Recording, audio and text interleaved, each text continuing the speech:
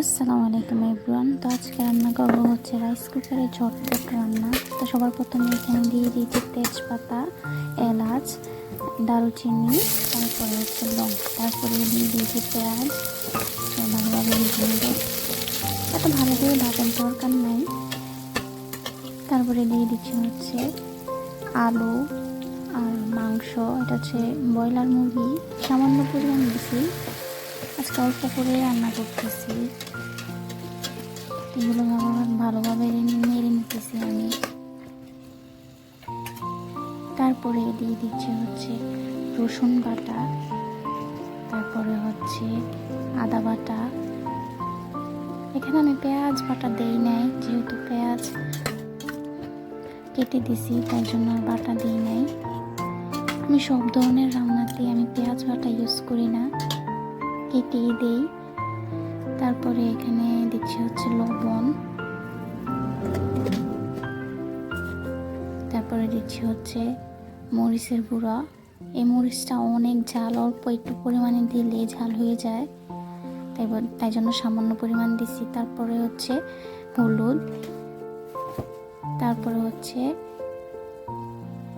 এই মশলাটাতে প্রায় আপনার 8 থেকে 10 রকমের মশলা আছে এটাতে।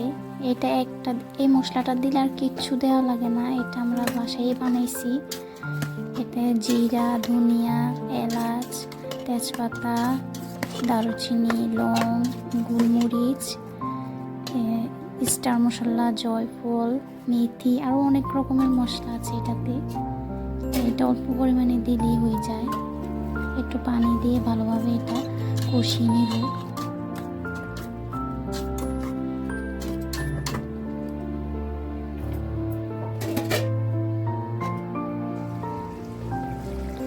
দেখেন এটা ভালোভাবে কষানো হয়ে গেছে।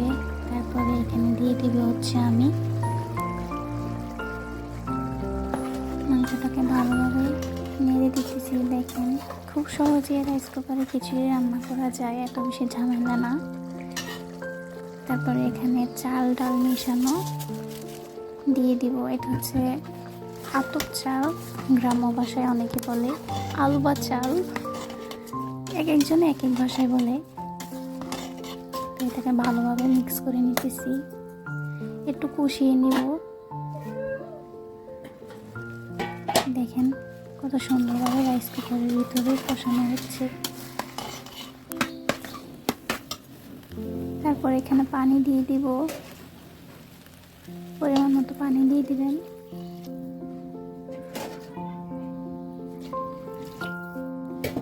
পরিমাণ মতো পানি দিয়ে দিতেছি আমি। দেখেন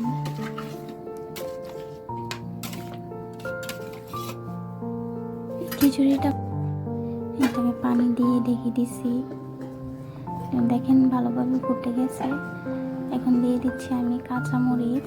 এই কাঁচামরিচটা দেওয়ার ফলে অনেক ভালো একটা গ্রান করে খিচুড়িতে।